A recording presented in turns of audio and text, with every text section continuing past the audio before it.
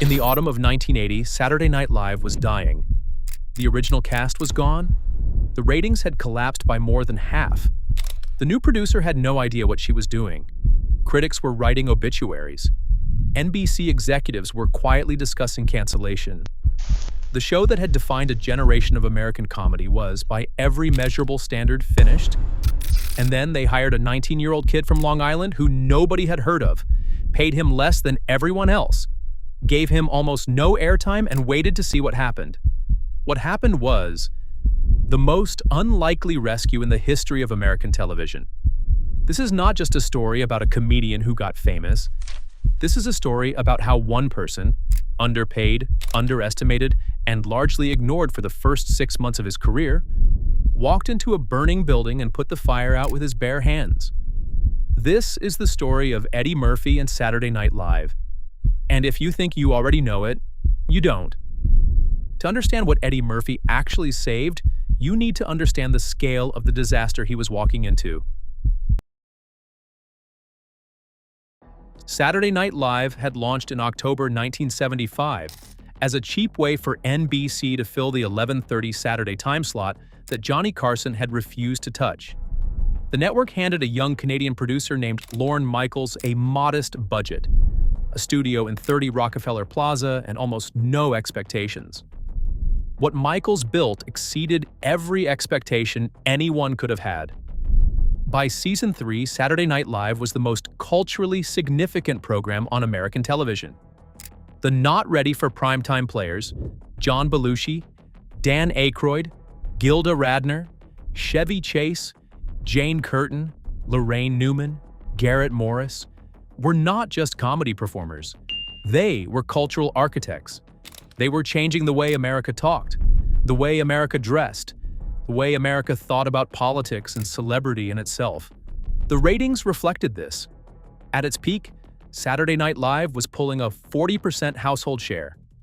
That means 4 out of every 10 American households with a television switched on a Saturday night were watching this show. In 1978, on a channel with 2 competitors, the advertising revenue that flowed from those ratings was extraordinary. A single 30-second advertising slot during Saturday Night Live was worth between $35,000 and $45,000. The show was generating somewhere between $25 and $30 million in advertising revenue per season for NBC. For a late-night comedy program that had been built on almost nothing, this was a transformation that nobody in the network had anticipated. And then, in the spring of 1980, Lorne Michaels walked away. His contract was up. He wanted more money, more creative control, more recognition. NBC and Michaels could not reach an agreement. And so, after 5 seasons, the man who had built Saturday Night Live from nothing packed up his office and left. He took the cast with him. Belushi had already departed for Hollywood. Aykroyd followed. Chevy Chase had left years earlier. Radner went. Curtin went. Newman went. Morris went. By the summer of 1980, Saturday Night Live, the show that 40% of American households had been watching, had no producer, no cast, and no plan. NBC needed to find someone who could save it. What they found instead was someone who would nearly finish it off. Jean Doumanian had worked for Lorne Michaels as a talent coordinator. She knew the show, she knew the people, she knew the rhythms of production. NBC believed that made her qualified to run it. It did not. Doumanian assembled a brand new cast of 7 unknowns. Charles Rocket, a former news anchor from Rhode Island who was meant to be the new Chevy Chase. Gail Mathias, hired as the new Gilda Radner. Denny Dillon, Gilbert Gottfried, Ann Risley, Joe Piscopo, and a young man listed not as a cast member, but as a featured player, the lowest possible designation on the SNL roster, named Eddie Murphy. Doumanian gave Rocket most of the airtime. Murphy got almost none. The show premiered in November 1980 and was, by any honest assessment, a catastrophe. Critics who had spent 5 years praising the original cast now sharpened their pencils. Tom Shales of the Washington Post, who had been one of the show's most important champions, wrote that the new cast offered only pale carbon copies of what had come before. Other critics were less kind. The ratings confirmed what the reviews suggested. Season 6 of Saturday Night Live averaged roughly 6.8 million viewers. Season 5, the final season with the original cast, had averaged 14 million. That is a collapse of more than 50% in a single year. Advertisers began pulling out. Revenue dropped. NBC executives began having the conversations that nobody in television wants to have. The ones that end with a cancellation announcement. Eddie Murphy watched all of this from the sidelines. In the first half of Season 6, he appeared in so few sketches that most viewers did not know he existed. The writers were not writing for him. The producers were not thinking about him. He was, by the admission of several people who were there, an afterthought. What he did with that invisibility is what makes this story worth telling. Eddie Murphy was born on the 3rd of April, 1961, in Brooklyn, New York. His family moved to Roosevelt on Long Island when he was young, and it was there in a suburban neighborhood that was a long way from glamour or opportunity that he discovered what he could do. He was performing stand-up comedy in local venues by the age of 15. Not dabbling, performing, developing material, working rooms, learning what made people laugh and what did not. By the time he was 17, he was good enough that people in the industry were beginning to notice. When he auditioned for Saturday Night Live in 1980, he was 19 years old. The producers nearly did not hire him. The original plan was to have a smaller, cheaper cast, and Murphy was added almost as an afterthought, which is why he was given the designation of featured player rather than repertory cast member. The distinction was not just symbolic. It came with less money and less airtime. Murphy accepted the terms because he understood something that the producers around him did not yet understand. He was better than anyone they were working with. And sooner or later, that was going to become obvious. There is a story told by multiple people who worked on the show during that period about Eddie Murphy in the weeks when he had no material and no sketches and no airtime. He would come into Studio 8H late at night when the building was nearly empty and perform his characters alone on the stage. Just him and the dark and the empty seats. Running through his voices, his physicality, his timing. Preparing for a moment that nobody had given him yet. That discipline, that refusal to wait for permission, is what separated him from everyone else in that building. The moment arrived in the spring of 1981, and it arrived in the most chaotic possible circumstances. In February of that year, Charles Rocket, the man NBC had positioned as the face of the new Saturday Night Live, used a profane word live on air during the closing moments of the show. The Broadcast Standards Department at NBC was not amused. Within weeks, Rocket was fired. Doumanian lost the confidence of the network and was removed as producer in April 1981, after just one season. NBC turned to Dick Ebersol. Ebersol was a television executive who had been involved with Saturday Night Live from the very beginning. He had worked alongside Lorne Michaels during the original run and understood the show's DNA better than almost anyone outside of Michaels himself. NBC Entertainment President Brandon Tartikoff gave him a direct instruction: fix the show or the show gets canceled. The number Tartikoff gave him was 13. 13 episodes to prove that Saturday Night Live could survive. Ebersol looked at what he had to work with and made a decision that would change television history. He cleared almost everyone out and started again. Most of the Season 6 cast did not return. The exceptions were Joe Piscopo, who showed real promise, and Eddie Murphy. Murphy was not brought back out of sentiment. He was brought back because Ebersol had watched the Season 6 tapes and seen something that the Doumanian regime had entirely failed to notice. When Eddie Murphy was on screen, the show worked. When he was not, it did not. Season 7 of Saturday Night Live launched in September 1981 with a new cast, a new production team, and a very clear new center of gravity. Within the first 3 episodes, it was obvious to everyone watching, and to NBC, that Eddie Murphy was not a supporting player. He was the show. The characters he had been developing during those late nights in Studio 8H began arriving on screen one after another.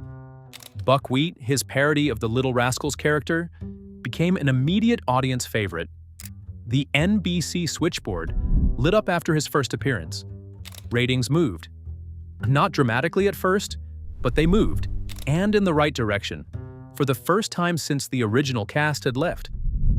Mr. Robinson's Neighborhood arrived in season 7 and became something more than a comedy sketch. Murphy's parody of the beloved children's television program Mr. Rogers' Neighborhood transplanted the format into an inner-city environment where the kindly host navigated drug dealers, eviction notices, and police harassment with the same gentle patience as the original. Critics who had written off the new Saturday Night Live began paying attention again. This was not a pale copy of anything. This was something new. The Gumby character, Murphy's version of the clay animation figure who was by turns megalomaniacal, paranoid, and oddly touching, gave him one of the most repeated catchphrases in the show's history. "I am Gumby, damn it." 3 words. Delivered with an outrage so complete and so ridiculous that it became inescapable. James Brown, Stevie Wonder, Little Richard, Bill Cosby, Murphy's celebrity impressions were not just accurate, they were excavations. He found the psychological truth beneath the public persona and pulled it out into the light. His James Brown impression did not just capture the voice. It captured the grandiosity, the need, the wild electricity of a performer who had spent decades commanding rooms through sheer force of personality. By season 8, the ratings had stabilized. By season 9, they were climbing. Rolling Stone magazine, which covered popular culture with more seriousness than most publications of the era, would later describe Eddie Murphy as the most popular cast member in the show's history. That is a significant statement. The show's history included Belushi, Aykroyd, Radner, Chase, and dozens of performers who had become genuine cultural figures. And the most popular cast member in that history was a 21-year-old from Roosevelt, Long Island, who had been hired as an afterthought. NBC's advertising revenue, which had collapsed during the Doomanian year, began recovering. By the peak of Murphy's run, Saturday Night Live was once again generating $25 to $30 million per season for the network. The 30-second advertising slots that had been losing value were back to their historical highs. Advertisers who had pulled out came back. New advertisers came in. The show was alive again. One person had done that. While Eddie Murphy was saving Saturday Night Live on Saturday nights, he was building something else entirely during the rest of the week. The film career that would eventually make him one of the highest-paid entertainers in the world began while he was still a cast member on SNL. And it began in a way that perfectly illustrated his ability to do more, faster, and at a higher level than anyone around him expected. 48 Hours was released in December 1982. Murphy was 21 years old. The film paired him with Nick Nolte in an action comedy about a convict let out of prison for 48 hours to help a detective solve a murder case. Murphy played Reggie Hammond. The character was cool, fast, funny, and completely unintimidated by anyone or anything. The film made $78.9 million at the box office, on a budget of $11 million. Murphy had not carried the film alone. Nolte was the established star. But every reviewer who wrote about 48 Hours made the same observation. Murphy was the reason to see it. Murphy was the thing you remembered. Hollywood noticed. Offers arrived. Projects were proposed. Murphy was suddenly in the position of having to choose between opportunities rather than searching for them. Trading Places came next in 1983. This time Murphy was paired with Dan Aykroyd, his former SNL colleague, in a comedy about 2 men who swap places in life due to a bet between 2 elderly commodities brokers. Murphy played Billy Ray Valentine, a street hustler who wakes up one morning in a mansion with a butler and a membership at the Philadelphia Stock Exchange. Aykroyd played the young executive whose life he had taken over. The film was a comedy about class, race, and the randomness of privilege. Murphy brought to it exactly what the role needed. A character who was simultaneously fish out of water and the most competent person in every room he entered. The audience understood immediately that Billy Ray Valentine was going to be fine. They just wanted to watch him get there. Trading Places made $120.6 million worldwide. Two films, $200 million in box office revenue combined. Murphy was not yet 23 years old. But neither of those numbers prepared anyone for what came next. Beverly Hills Cop was released in December 1984, while Murphy was still technically a cast member on Saturday Night Live. The film starred Murphy as Axel Foley, a Detroit detective who travels to Beverly Hills to investigate a murder and finds himself completely out of his jurisdiction and entirely unconcerned about it. The fish-out-of-water comedy had a sharper edge this time. Axel Foley's blackness in the overwhelmingly white environment of Beverly Hills was part of the joke, but it was also part of the point. Murphy made sure of that. Beverly Hills Cop made $316.3 million worldwide. That number requires a moment's pause. $316.3 million. It was the highest-grossing film of 1984. It was, at the time of its release, the highest-grossing comedy in film history. A 23-year-old who had been hired by Saturday Night Live as an afterthought, paid less than everyone else, and given almost no airtime in his first season, had just made the most profitable comedy film that had ever been produced. The combination of those three films, 48 Hours, Trading Places, Beverly Hills Cop, generated more than $500 million in box office revenue. Combined with his Saturday Night Live work, Murphy's cultural footprint in the years between 1980 and 1985 was simply without parallel in American entertainment. The financial dimensions of Eddie Murphy's impact on Saturday Night Live are worth examining in detail because they tell a different story than the one you usually hear. The popular narrative of Eddie Murphy and SNL is a creative one. The funny guy who saved the show, and that is true. But underneath the creative story is an economic one that is just as remarkable. When Dumanian's Season 6 collapsed, NBC's advertising revenue from Saturday Night Live fell accordingly. Advertisers pay for audiences. Smaller audiences mean lower rates. Lower rates mean less money for the network. The show that had been generating tens of millions of dollars per season was suddenly barely covering its costs. What Murphy's presence on the show did, systematically week by week, season by season, was rebuild the audience that justified those advertising rates. By the time Murphy's performance peaked in seasons 8 and 9, the show was once again commanding $35,000 to $45,000 for a 30-second advertising slot. The full season advertising revenue had climbed back toward the $25 to $30 million level it had reached during the original cast run. That is a direct, quantifiable financial rescue. And it happened because one person refused to be invisible. There is another financial dimension to this story that is rarely discussed. The film deals that Murphy signed while still at Saturday Night Live, the contracts for 48 Hours, Trading Places, and Beverly Hills Cop, were negotiated against the backdrop of his SNL exposure. His visibility on national television every week was the thing that made studios willing to take a chance on him as a film lead. And his film success, in turn, drove viewers back to Saturday Night Live to see where this extraordinary talent had come from. It was a circular economy of attention and revenue, and Murphy was at the center of it. SNL gave him a platform. He used the platform to build a film career. The film career drew more viewers to SNL. More viewers meant higher advertising rates. Higher advertising rates meant more revenue for NBC. NBC continued to invest in the show. The show continued to give Murphy a platform. He was not just a performer on Saturday Night Live. He was a one-man economic engine for the entire enterprise. Eddie Murphy left Saturday Night Live after Season 9 in the spring of 1984. He was 23 years old. Beverly Hills Cop had not yet been released. That would come in December. But the offers were already extraordinary, and the calculation was simple. He had done what he came to do. The show was saved. His career was built. It was time to leave. His departure created an immediate problem for the show, which solved it, as it had solved previous problems by finding new talent and refusing to stop. Dick Ebersol assembled what many consider the strongest single-season cast in the show's post-Murphy history for Season 10. Billy Crystal, Martin Short, Christopher Guest, Harry Shearer.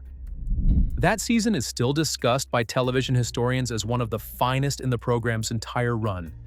But that cast lasted exactly 1 year. Crystal, Short, Guest, and Shearer all left after season 10. And Ebersol himself departed in 1985, which brought Lorne Michaels back to the show he had left 5 years earlier. Murphy's shadow over all of this was long and complicated. When Michaels returned for season 11, he was confronted with the impossible task of following both Eddie Murphy and the Dream Team season 10 cast.